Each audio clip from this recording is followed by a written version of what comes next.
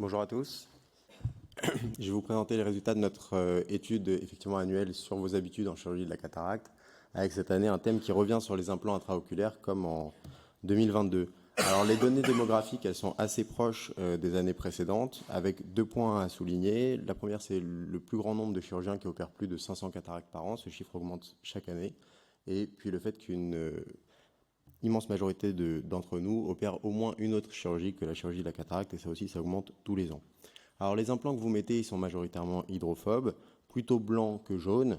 Et comme vous le savez, on vous demande à chaque fois ce que vous choisiriez pour vous-même. Et ces tendances, on les retrouve en encore plus marquées pour ce que vous choisiriez pour vous-même, avec une très grande majorité d'implants hydrophobes et plutôt blancs. Si on regarde un petit peu les optiques des implants que vous posez, alors c'est déclaratif, mais on n'a plus qu'un seul implant sur 2 qui serait monofocal, avec des proportions d'EDOF et de multifocaux à 11 et 12%, ce qui est un petit peu au-dessus des données, enfin bien au-dessus des données du marché. Un chiffre intéressant à souligner, c'est ceux qui ne posent aucun de ces types d'implants. Alors pour ce qui est des toriques et des multifocaux, on est bloqué à 5 et 18%, ce qui est le même chiffre qu'en 2022. En revanche, on a désormais un nouveau phénomène, c'est qu'il y a 8% des ophtalmos qui déclarent qu'ils ne posent aucun implant monofocal. Et ça, donc c'est quelque chose de nouveau, avec probablement l'avènement des monofocaux plus. Si on regarde l'implant que vous choisiriez pour vous-même, il reste légèrement majoritairement EDOF, comme en 2022, mais c'est assez équitablement réparti entre les différents types d'optiques, avec là aussi phénomène nouveau, 12% de mix and match. Si on compare donc en 2022 et en 2019, la première fois qu'on a posé cette question en 2019, vous étiez 75% à choisir un implant monofocal pour vous-même, et ce chiffre a baissé à 40%, puis 24%, à la faveur de l'avènement des EDOF et des monofocaux plus qui se sont positionnés un petit peu finalement entre le monofocal et l'EDOF, en grignotant un peu des parts de ces deux implants.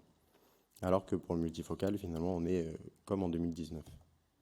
Les combinaisons d'implants, j'en parlais juste pour dire que finalement, de la même façon que pour vous-même, vous êtes un peu plus nombreux à choisir des mix and match. Pour les patients, on combine de plus en plus les différents types d'optiques pour avoir un résultat plus personnalisé et plus sûr et meilleur pour les patients.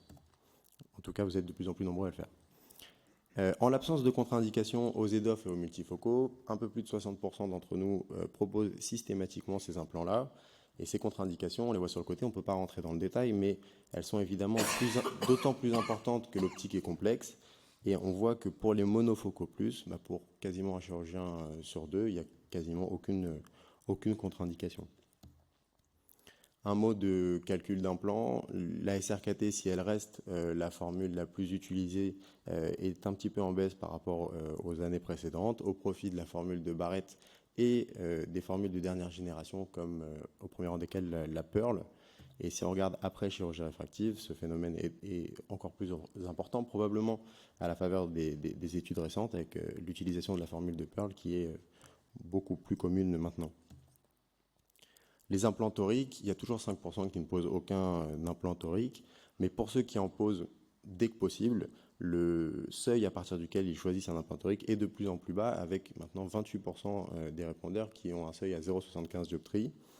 87% d'entre eux prennent en compte l'astigmatisme postérieur, mais plutôt celui qui est estimé par le calculateur que mesuré par le topographe. Ça, c'est juste pour dire que maintenant que les implants toriques existent de plus en plus en préchargé, c'est un critère qui devient de plus en plus important pour vous, pour le choix de votre implant torique. Et enfin, je termine avec un mot d'écologie. Un peu plus de la moitié d'entre nous pensent que c'est quelque chose qui va influencer nos pratiques dans le futur. La quasi-totalité d'entre nous pense qu'on devrait inciter les laboratoires à en faire davantage à ce sujet, mais pour autant sans sacrifier la sécurité de nos soins, puisque nous ne sommes pas prêts à ne pas avoir d'implant de secours, par exemple, quand il y a une commande. Mais 36% d'entre nous ont au moins un instrument servi sur leur table dont ils ne se servent pas. Donc c'est à réfléchir. Je vous remercie pour votre écoute et je vous donne rendez-vous l'année prochaine. Merci Raphaël pour cette belle présentation.